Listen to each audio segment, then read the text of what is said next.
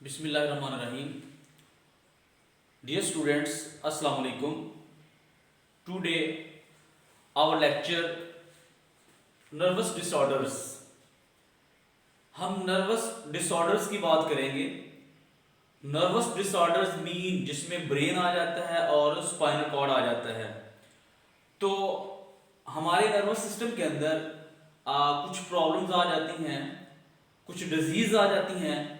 हम उन डिजीज को हम डिटेल के साथ यहाँ पे डिस्कस करेंगे, जो कि आज हमारा जो लेक्चर है उसके अंदर हम देखते हैं नर्वस डिसऑर्डर्स कौन कौन से हैं कि जो हमारे बॉडी के साथ साथ जो है उनकी कौन कौन से जो है वो इफेक्ट्स आते हैं.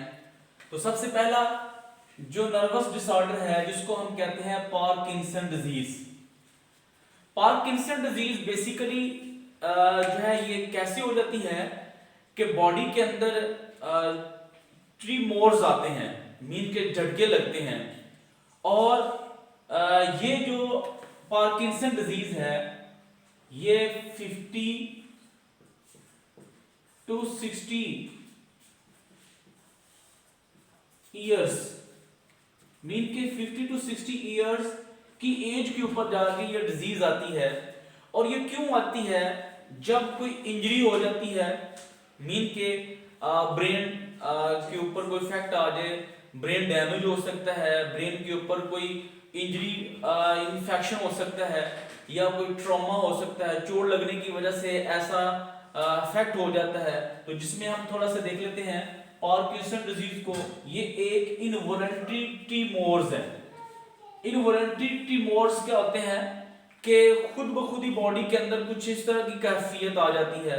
बाज़ का आपने देखा होगा कि कुछ लोग ऐसे होते हैं कि वो किसी चीज को पकड़ने से पहले उनके हाथ कांप रहे होते हैं, वो इस तरह हाथ जो है वो कांप रहे होते हैं. तो इस तरह की बॉडी के अंदर ऑटोनोमिक जो कंडीशन हो जाती है, तो वो किस वजह से हो जाती है? वो बॉडी के अंदर किसी चोट लगने की वजह से, इंजरी होने की वजह से ब्रेन के ऊपर इफेक्ट आता है, नर्वस डिसऑर्डर हो जाता है, और जिसकी वजह से बॉडी के अंदर जो है वो इनवॉलंटरी ट्रीमोर्स आते हैं. ट्रीमोर्स का मतलब होता है कि झटके लगते हैं. Loss of motor power. एक बात याद रखिएगा कि बॉडी की जो मोटर पावर होती है वो लॉस हो जाती है.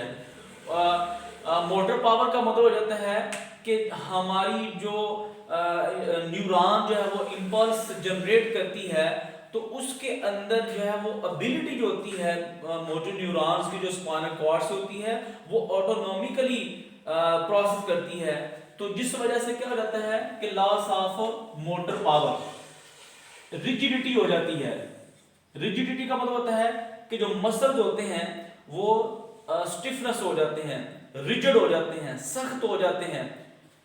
Mental faculties are not affected, कि ब्रेन की जो सोचने की जो सलाहियत होती है वो खत्म नहीं होती, लेकिन जो बॉडी के अंदर ऑटोनॉमिकली इनवॉलंटरी जो झटके लगते हैं, खुद ब खुद जो काम होते हैं, वो बॉडी के अंदर ऐसा हो जाता है. ऐसा नहीं होता कि ब्रेन जो है वो सोचने की सलाहियत नहीं रखता.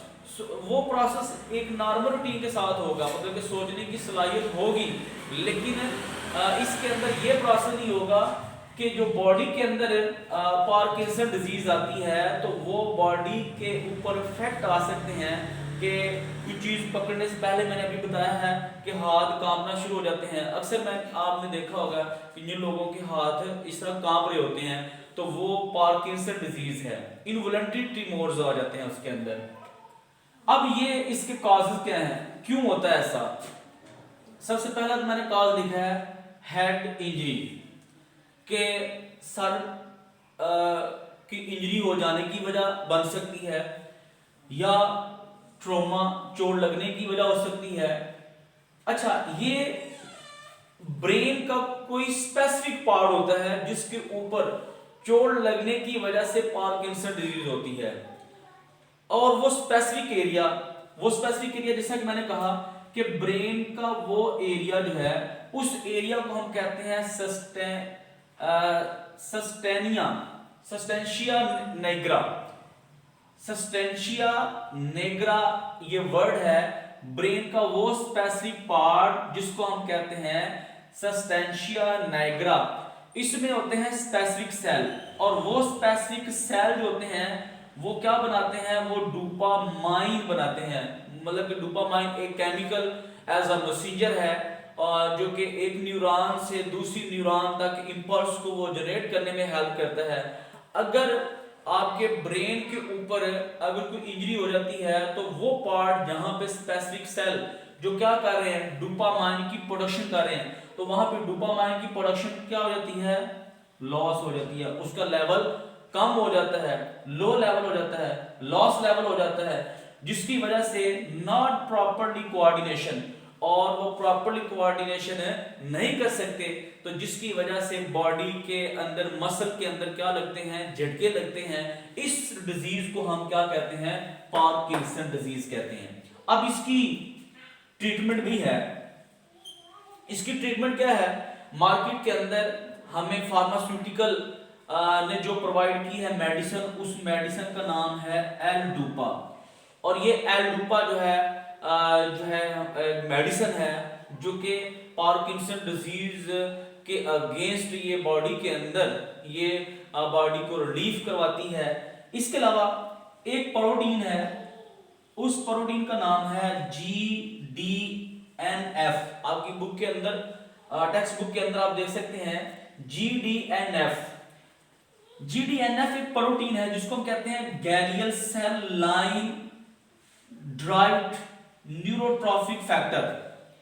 ये एक प्रोटीन है जो कि बॉडी के अंदर क्या करती है, बूस्ट अपटेक ऑफ डोपामाइन, जो कि डोपामाइन की बॉडी के अंदर नेचुरली तौर पे क्या करती है, वो प्रोटीन क्या करती है, डोपामाइन की प्रोडक्शन करवाती है। और डोपामाइन का अगर लेवल इंक्रीज कर देगा तो बॉडी के मसल्स के अंदर ट्रीमोर्स नहीं हो सकते, क्योंकि डोपामाइन का लेवल कम होने की वजह से मसल तक इंपल्स जो प्रॉपर्ली जनरेट नहीं हो सकती, जिसकी वजह से प्रॉपर्ली जो है वो आपकी बॉडी जो वर्किंग नहीं कर सकती, तो जिसकी वजह से मैंने कहा कि हाथ जो है वो कांपते हैं। तो इस वजह से जो वो उसके अंदर ये खास प्रोटीन की वजह से बॉडी के अंदर जो है वो डोपामाइन की क्या होती है, प्रोडक्शन होती है, तो जिसको मैंने कहा है कि बूस्ट अपटेक ऑफ डोपामाइन।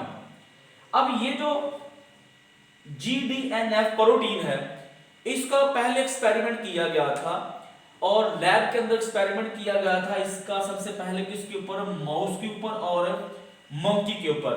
तो उसमें ये इसको एक्सपेरिमेंट करवा के तो देखा गया कि ये नेचुरली प्रोटीन क्या कर रही होती है, ये डोपामाइन की प्रोडक्शन करती है। तो अगर जो है वो हम क्या करवाएं, इस प्रोटीन को हम बॉडी के अंदर जो है उसको इनटेक करवाते हैं, तो ये नेचुरली तौर पे वहां पे जाके क्या करती है, ये डोपामाइन की प्रोडक्शन करवाएगी और पार्किंसन डिजीज को ये ट्रीट कर देगी। दूसरी हमारे पास एपिलिप्सी है। एपिलिप्सी हम कहते हैं मिर्गी को, कि मिर्गी कैसे हो जाती है। बहुत बार आपने सुना होगा कि मिर्गी के दौरे पड़ते हैं, और आज हम इसको थोड़ा सा डिटेल के साथ देखते हैं कि एपिलिप्सी कैसे हो जाती है। ये एक नर्वस डिसऑर्डर है, loss of motor power. Motor power क्या हो जाती है, लॉस हो जाती है। इसकी मैं थोड़ी सी पहले सिम्टम बताता हूं कि इसको एपिलिप्सी को दूसरे वर्ड में हम कहते हैं कन्वुल्सिव डिसऑर्डर। कन्वुल्सिव डिसऑर्डर क्यों कहते हैं, क्योंकि ये ब्रेन के साथ इसकी ज्यादा अटैचमेंट होती है, ब्रेन को ये इफेक्ट करती है। एपिलिप्सी जो है इसकी सिम्टम्स क्या है, loss of motor power loss हो जाती है। कॉन्शियसनेस, एक होता है कॉन्शियस, शाउर। अब ब्रेन जो है वो क्या हो जाता है, कॉन्शियसनेस हो जाता है, मीन के जो सोचने की जो सलाहियत होती है वो नहीं रहती। तो पार्ट जो होता है ब्रेन का वो क्या करता है, वो कॉन्शियसनेस हो जाता है, मोटर पावर जो होता है वो लॉस हो जाती है। और rapid electric discharge in grey matter. Rapid electric discharge, इसका मतलब ये है कि यहां पे मैं दूसरे वर्ड में इसको कहूंगा कि डीपोलराइजेशन हो जाती है। डीपोलराइजेशन, जिसको मैंने कहा है rapid electric discharge in grey matter. आपने पीछे पढ़ा था nerve impulse, resting membrane potential and action membrane potential. उसके अंदर हमने ये देखा था कि एक्शन मेम्ब्रेन पोटेंशियल में जाकर क्या होता है, चार्ज होते हैं वो रिवर्स हो जाते हैं, डीपोलराइजेशन हो जाती है, और इसको हम कहते हैं रैपिड इलेक्ट्रिक डिस्चार्ज। कि अगर इतनी ज्यादा स्टिमुलस हो जाए, इतनी ज्यादा स्टिमुलस की वजह से अगर वहां से ज्यादा न्यूरॉन इंपल्स जो है वो ज्यादा जनरेट करेंगी तो क्या हो जाएगा, डीपोलराइजेशन हो जाएगी। इस हम को कहते हैं हम रैपिड इलेक्ट्रिक डिस्चार्ज हो जाता है, मतलब कि चार्ज होते हैं वो मेम्ब्रेन के ऊपर वो बहुत तेजी के साथ जो है वो रिवर्स होना शुरू हो जाते हैं, जिसकी वजह से क्या हो जाता है कि मोटर पावर जो होती है वो लॉस हो जाती है। यहां पे मैं इसके थोड़े से काज बताता हूं। काज कौन कौन से हैं? Over excitation of neuron. Over excitation of neuron का मतलब है कि बहुत ज्यादा स्टिमुलस आने की वजह से जो न्यूरॉन्स हैं वो बहुत ज्यादा नर्व इंपल्स जनरेट करना शुरू कर देती हैं, और इसको हम कहते हैं ओवर एक्साइटेशन ऑफ न्यूरॉन। उसमें बेसिकली क्या होता है कि हमने कहा कि एक्शन मेम्ब्रेन पोटेंशियल के अंदर के क्या होता है कि इंपल्स जैसे ही आती है, जैसे उसको थ्रेशोल्ड स्टिमुलस मिलती है तो जो है इंपल्स जनरेट होती है, तो जनरेट होने की वजह से क्या होता है वो आगे इंपल्स जो वो मैसेज को कैरी करती है। तो कुछ ऐसी न्यूरॉन्स होती हैं जो इंपल्स जनरेट करती हैं, कैरी करती हैं, और जब ज्यादा स्टिमुलस होती है बॉडी के ऊपर तो कुछ ऐसी न्यूरॉन्स हैं कि वो न्यूरॉन्स क्या कार्य होती हैं कि ज्यादा स्टिमुलस को इनहिबिट करवाती हैं। अगर ज्यादा स्टिमुलस होने की वजह से क्या हो जाता है कि वो बहुत सारी इंपल्स वहां से गुजरी होती हैं तो इलेक्ट्रिक डिस्चार्ज हो जाते हैं। इलेक्ट्रिक डिस्चार्ज किस वजह से हो जाते हैं कि जब इनहिबिटरी न्यूरॉन जो है वो नॉट इनहिबिटेड, जैसा कि मैंने कहा कि कुछ न्यूरॉन जो है वो इंपल्स को कैरी कर रही हैं और कुछ न्यूरॉन जो है वो इंपल्स को इनहिबिट करती हैं। कब करती हैं कि जब बहुत ज्यादा स्टिमुलस आती हैं तो इंपल्स को कुछ इंपल्स को उन्होंने पीछे रोकना होता है, लेकिन क्या होता है कि inhibitory neurons are not inhibit, कि इनहिबिटरी न्यूरॉन जो है वो इनहिबिट नहीं होती, और जिसकी वजह से क्या हो जाता है रैपिड इलेक्ट्रिक डिस्चार्ज हो जाता है ग्रे मैटर पे। तो फिर ये बेसिकली कहां पे होता है, स्पेसिफिक पोर्शन ऑफ ब्रेन। ये ब्रेन का स्पेसिफिक पोर्शन अफेक्ट हो सकता है। ब्रेन के हमने 3 पार्ट पढ़े हैं, mid brain, fore brain, hind brain. तो उसका कोई भी पार्ट जो है वो स्पेसिफिक पार्ट ब्रेन का अफेक्ट हो सकता है, तो वहां पे बेसिकली उसकी वजह क्या बन सकती है? वजह यह है कि हेड इंजरी की वजह से ऐसा हो सकता है। अगर तो ये 30 इयर्स से पहले हो तो वो किसी हेड ट्रॉमा की वजह हो सकती है या इंजरी हो सकती है।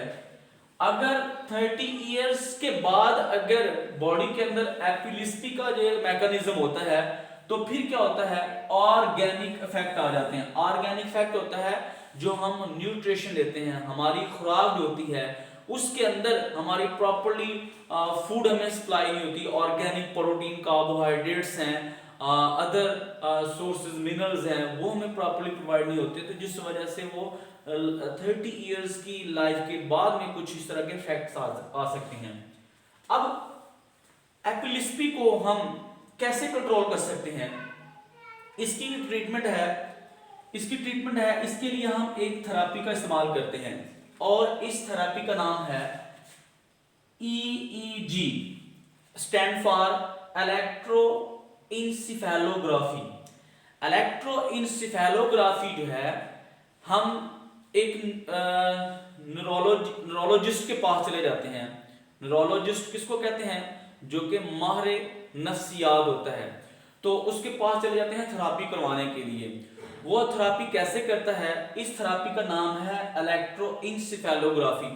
वो जो है उसमें इलेक्ट्रोइंसेफेलोग्राफी में 2 स्टील के रॉड होते हैं, उसके साथ 2 इलेक्ट्रोड लगे होते हैं, और वो 2 इलेक्ट्रोड को वो क्या करता है, ब्रेन के साथ लगाता है। अब ब्रेन के साथ लगाने से वो पहले चेक करेगा कि आया कि वो ब्रेन के अंदर रैपिड इलेक्ट्रिक डिस्चार्ज हो रहा है या नहीं हो रहा। अब वो रैपिड इलेक्ट्रिक डिस्चार्ज को मालूम करने के लिए हम क्या करते हैं, हम उसके लिए एक थेरेपी का इस्तेमाल करते हैं। तो वो थेरेपी के जरिए वो एक स्क्रीन के ऊपर एक ग्राफ की मदद से शो हो जाता है कि चार्ज जो है वो रैपिड हो रहे हैं या नहीं हो रहे। तो इससे हम क्या कर लेते हैं, उसका टेस्ट कर लेते हैं। तो हम क्या करते हैं, एपिलिप्सी का टेस्ट करने के लिए हम क्या करते हैं, एक थेरेपी का इस्तेमाल करते हैं। उस थेरेपी का नाम है इलेक्ट्रोइंसिफेलोग्राफी। थेरेपी के अलावा इसकी ट्रीटमेंट हम एक मेडिसिन के थ्रू भी कर सकते हैं, ड्रग्स के थ्रू भी कर सकते हैं। और उस ड्रग का नाम है anti convolution drugs. Anti convolution drugs कौन सी होती हैं, जो कि एपिलिप्सी के अगेंस्ट बॉडी के अंदर एपिलिप्सी को रिड्यूस करती हैं, उनको कहा जाता है एंटी कन्वोल्यूशन ड्रग्स। अब एंटी कन्वोल्यूशन ड्रग्स के अंदर जो है वो तो एपिलिप्सी को रिड्यूस करेंगी। एक और बात यहाँ पे ये है कि वो मरीज जो एपिलिप्सी के होते हैं, जिनको मिर्गी के दौरे पड़ते हैं, तो उनके लिए ये है कि वो पेशेंट जो है वो अल्कोहल यूज ना करें। अल्कोहल जो है वो क्या करती है, ज्यादा एग्रेसिव बना देती है। एग्रेसिव का मतलब ये होता है कि उसमें एपिलिप्सी को ज्यादा प्रमोट करती है। तो वो पेशेंट जो अल्कोहल यूज करते हैं तो वो अल्कोहलिक से वो क्या करें, अवॉइड करें।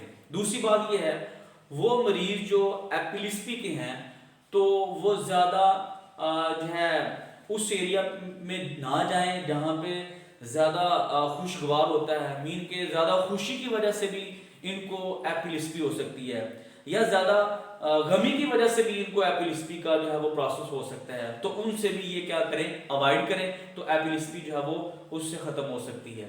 दूसरी बात, तीसरी हमारे पास डिजीज है जिसको हम कहते हैं एल्जीमर डिजीज। एल्जीमर डिजीज को हम कहते हैं मेमोरी का लॉस हो जाना। कि मेमोरी का लॉस का मतलब ये होता है कि कल कुछ चीज आपको बताई गई है या कल आपने कुछ चीज रखी है तो अगले दिन आप वो भूल जाते हैं। मीन के आपकी जो मेमोरी जो है वो प्रॉपरली जो है वो उसको वो प्रमोट नहीं कर रही, मेमोरी लॉस हो जाती है, ब्रेन मेमोरी का अफेक्ट हो जाता है, जिसकी वजह से याददाश्त जो है वो कमजोर हो जाती है। और उस डिजीज को हम कहते हैं एल्जीमर डिजीज। इसको एक साइंटिस्ट ने इसको स्टडी किया है, एलोस एल्जीमर ने 1907 के अंदर इसको स्टडी किया। वो ये कहता है डिक्लाइन इन ब्रेन फंक्शंस। क्या हो जाता है कि ब्रेन फंक्शन जो होते हैं वो डिक्लाइन हो जाते हैं। मतलब कि ब्रेन के अंदर वो मेमोरी पार्ट जिसको हमने पीछे पढ़ा था, ब्रेन के अंदर हिप्पोकैम्पस क्या करता है, वो आपके ब्रेन के अंदर मेमोरी को स्टोर करता है, लॉन्ग टर्म लर्निंग को प्रमोट करता है। अगर ये इफेक्ट हो जाता है तो फिर क्या हो जाता है कि ब्रेन फंक्शन जो है वो डिक्लाइन हो जाते हैं, प्रॉपर्ली फंक्शन नहीं कर सकते, डिमेंशिया हो जाता है। डिमेंशिया कहते हैं हम मेमोरी लॉस को, मेमोरी लॉस हो जाती है। इसको मैं इस तरह भी कोड कर सकता हूं कि जिस तरह देखें याददाश्त कमजोर हो जाती है। आपने गजनी को तो आपने बड़ा अच्छी तरह सुना भी होगा कि कुछ चीज को रख के भूल जाना, बड़ी अच्छी तरह आप समझते हैं उसको। सो इसकी सिम्टम्स क्या है, decline in brain functions, dementia, memory loss हो जाती है। इसके काजेस क्या हैं, काजेस के ये है कि जेनेटिक प्रीडिस्पोजिशन हो जाती है। जेनेटिक प्रीडिस्पोजिशन का मतलब ये होता है कि कुछ लोगों में एंसेस्टर टू ऑफस्प्रिंग के अंदर जीन के थ्रू जो है वो प्रोसेस होता है। आपने अक्सर कुछ ऐसी फैमिलीज भी देखी हैं जो बड़ी इंटेलिजेंट हैं और उनके बच्चे भी इंटेलिजेंट होते हैं, और कुछ ऐसी भी आपने फैमिली देखी हैं उनके बच्चे भी उनमें इतनी इंटेलिजेंस नहीं होती, इतने ज़हीन नहीं होते, उनके वालिदैन जो है वो भी इतने ज़हीन नहीं होते। बेसिकली क्या होता है कि वालिदैन से वो मेमोरी लॉस जीन जो होता है जिसने इंटेलिजेंस को आगे प्रमोट करना होता है, इंटेलिजेंट जीन होती है वो करेक्टर को प्रमोट करती है। तो वालिदैन से और मीन के पेरेंट्स से ऑफस्प्रिंग के अंदर, बच्चों के अंदर वो जीन जो है वो वही अफेक्टेड जीन जो है वो ट्रेवल हो जाती है, जिसकी वजह से जेनेटिक, इसको हम प्री डिस्पोजिशन कह सकते हैं कि ये एक जेनेटिकली भी प्रॉब्लम है, जेनेटिक डिसऑर्डर है। दूसरी बात, Uptake of high level of aluminium. और कुछ लोग ऐसे हैं जो कि एल्यूमिनियम जो है वो ज्यादा से ज्यादा अपनी खुराक के अंदर लेते हैं। तो एल्यूमिनियम ज्यादा लेने से बॉडी के अंदर इसका हाई लेवल हो जाता है। हाई लेवल की वजह से आपके ब्रेन के अंदर वो सेल जो मेमोरी को स्टोर करते हैं, और वो आहिस्ता आहिस्ता एल्यूमिनियम लेने से क्या हो जाता है, वो मेमोरी लॉस होना शुरू हो जाती है। सो एल्यूमिनियम अपनी खुराक के अंदर वो कम ले। आप उसकी थोड़ी सी डिस्क्रिप्शन पढ़ लिया करें, जिससे आपको पता हो कि इस फूड के अंदर एल्यूमिनियम की जो है अमाउंट जो है वो ज्यादा है या कम है। आप बॉडी के अंदर उसका लेवल जो है वो कम लें, तो इस तरह आप अल्जाइमर डिजीज से आप क्योर हो सकते हैं। अब हम नेक्स्ट हमारा जो टॉपिक है उसको हम कहते हैं effects of drugs on coordination. बहुत सारे लोग ऐसे हैं जो कि एडिक्टर हैं। एडिक्टर किनको कहा जाता है, जो कि एडिक्शन है, नशे के आदी हैं और वो ड्रग्स का इस्तेमाल करते हैं, और ड्रग्स जो है वो हमारे ब्रेन के ऊपर बहुत ज्यादा अफेक्ट करती है। तो इस टॉपिक को हम कहते हैं effects of drugs on coordination. मतलब कि हमारे ब्रेन, हमारे स्पाइनल कॉर्ड के ऊपर ड्रग्स का बहुत ज्यादा इफेक्ट आता है। वो कौन सी ड्रग्स हैं जो कि हमारे ब्रेन के ऊपर इफेक्ट करती हैं? पहली बात तो यह है कि ये लोग जो नशे के आदी होते हैं, ये नशे वाली चीजें क्यों लेते हैं? बेसिकली नशावर चीजें जो होती हैं वो हमारे ब्रेन को ज्यादा प्रमोट करती हैं, मतलब बॉडी के अंदर ज्यादा खुशगवार बना देती हैं, मतलब ज्यादा बॉडी के अंदर खुशी के इजहार ज्यादा प्रोड्यूस करवाती हैं। या फिर ऐसा होता है कि बॉडी को ज्यादा सुकून देने वाली ऐसी मेडिसिन हैं, ड्रग्स हैं, तो वो लेते हैं ताकि बॉडी जो है वो हर टाइम जो है वो एक्टिव रह सके, ब्रेन जो है वो ज्यादा एक्टिव रह सके। तो जिसके अंदर वो कौन कौन सी नशा इस्तेमाल करते हैं, उसके अंदर हीरोइन इस्तेमाल कर रहे हैं, भांग इसके अंदर इस्तेमाल कर रहे हैं, इसके अलावा निकोटीन जो है वो इस्तेमाल करते हैं, जिसकी वजह से वो आपकी बॉडी के अंदर मुसलसल लेने से कुछ उसके इफेक्ट्स आ जाते हैं। तो सबसे पहले हम देखते हैं कि नारकोटिक ड्रग्स जो हैं उनका क्या इफेक्ट आता है? Drugs produce analgesic. Narcotic drugs कौन सी होती हैं? ड्रग्स प्रोड्यूस एनर्जेसिक, ऐसी ड्रग्स जो एनर्जेसिक को प्रोड्यूस करें। एनर्जेसिक क्या होता है? पेन रिलीफ, ऐसी ड्रग जो कि पेन को रिलीफ करती हैं। समटाइम हमारी बॉडी में ब्रेन के अंदर, मसल के अंदर पेन होती है, तो पेन किलर ड्रग्स हम इस्तेमाल करते हैं, तो इनको कहा जाता है नारकोटिक ड्रग्स। नारकोटिक ड्रग्स क्या करेंगी? बाइंड करती हैं किसके साथ? Certain pain killer site in brain. आपके ब्रेन के अंदर ऐसे वो पॉइंट्स, ऐसी वो लोकेशन जहां पे जाके ये क्या करेंगी, उनके रिसेप्टर्स के ऊपर, रिसेप्टर सेल के साथ बाइंड करके, तो वो एज अ पेन किलर इस्तेमाल होती हैं। फिर वो क्या करती हैं कि जब हम इनको कांस्टेंट यूज करते हैं नारकोटिक ड्रग्स को, तो वो क्या करती हैं? Block production of इंडोरफिन्स।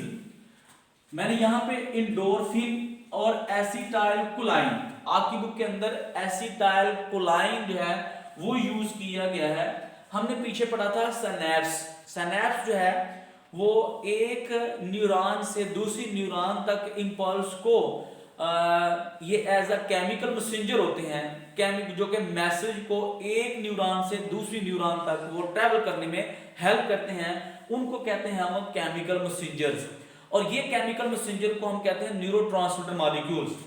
और ये जो ड्रग्स हैं वो क्या करती हैं, वो स्पेसिफिक न्यूरोट्रांसमीटर मॉलिक्यूल जो है, जिसको मैंने कहा इंडोर्फिन्स और एसिटाइलकोलाइन, ये इंडोर्फिन एसिटाइलकोलाइन जो है ये उनके ऊपर जाके ये नारकोटिक ड्रग्स क्या करती हैं, ब्रेन, ये बेसिकली इंडोर्फिन्स और acetylcholine brain naturally producer pain killer chemicals, ये केमिकल्स हैं जिनको मैंने कहा brain naturally producer pain killer chemicals.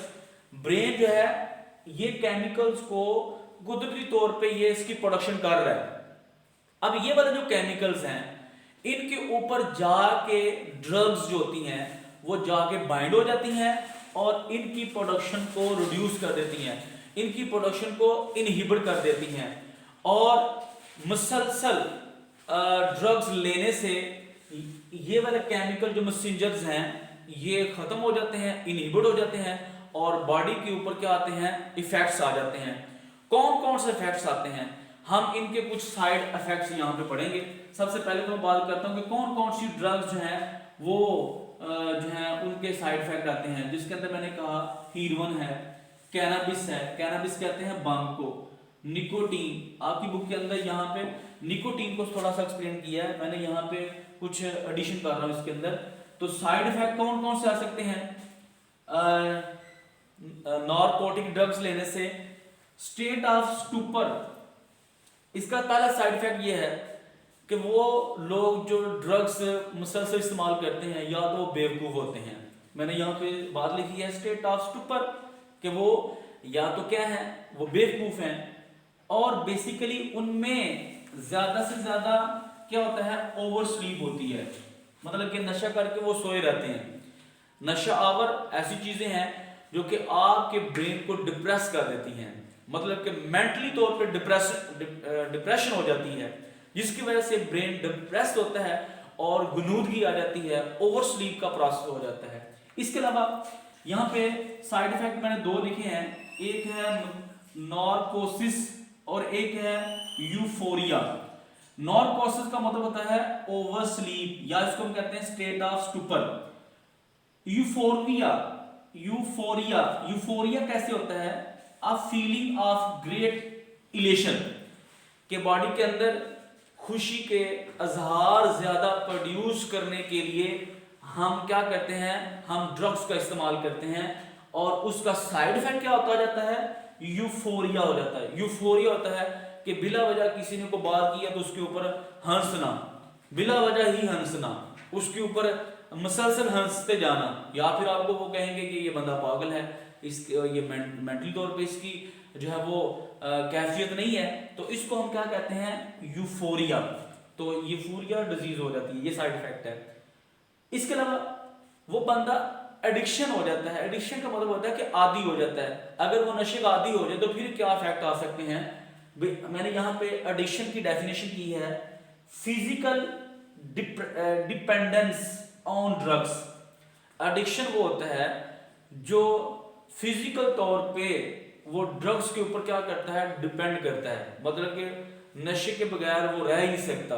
तो अगर वो उसको नशा ना मिले तो उसको बेचैनी सी रहती है और उसका मूड जो है वो ऑफ रहता है, और अगर उसको जो है वो ये चीजें प्रोवाइड नहीं हो रही होती तो बॉडी के अंदर उसके प्रॉपर्ली वो इस तरह के जो नॉर्मल फंक्शन है वो नहीं चलते। इसको हम कहते हैं addiction.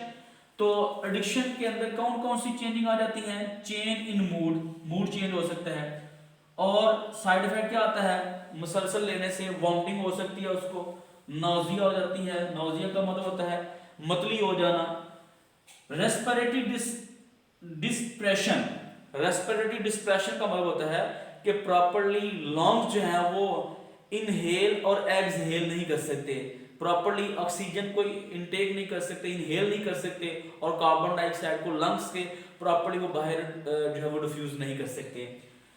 Inhibition of defecation and urination, defecation and urination, defecation का मतलब होता है कि जो नशा आवर जो होते हैं, जो नशा करते हैं, तो उनके जो डेफिकेशन का मतलब होता है कि वो बॉडी से वेस्ट मटेरियल को, मतलब कि बॉडी से वो एक्स्ट्रा मटेरियल को, इंजेस्टेड मटेरियल को वो बाहर रिमूव करने में उनको ज़्यादा तकलीफ भी होती है, ज़्यादा रीअब्जॉर्प्शन का अमल उनमें रहता है।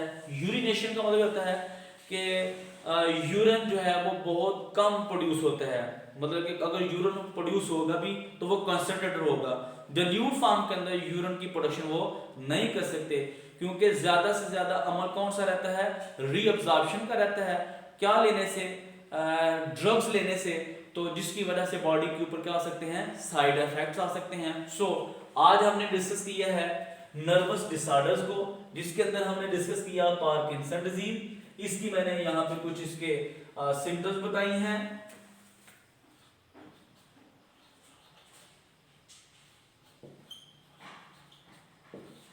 और काजेज मैंने यहाँ पे बताए हैं, उसकी ट्रीटमेंट। एपिलिप्सी मिर्गी है, और इसके हमने कुछ सिम्टम्स की बात की है, हमने काजेस की बात की है, और इसकी ट्रीटमेंट की बात की है। अल्जाइमर डिजीज जो है, इसकी सिम्टम्स और इसके काजेस और इसके ट्रीटमेंट की हमने बात की है। नेक्स्ट हमारा टॉपिक जो था वो है effects of drugs on coordination. तो इसके हमने नॉरकोटिक ड्रग्स कौन सी होती हैं वो मैंने इसकी डेफिनेशन बताई है। वो ब्रेन के ऊपर जाकर इफेक्ट करती हैं, तो वो केमिकल मैसेंजर की प्रोडक्शन को रोक देती हैं, जिसकी वजह से कहा जाता है साइड इफेक्ट्स आ जाते हैं। कौन कौन सी ड्रग्स से साइड इफेक्ट आते हैं, उसमें हीरोइन, कैनाबिस कहते हैं भांग को, और निकोटीन है। इसके साइड इफेक्ट्स हैं वो मैंने यहाँ पे एक्सप्लेन की हैं। अल्लाह हाफिज़।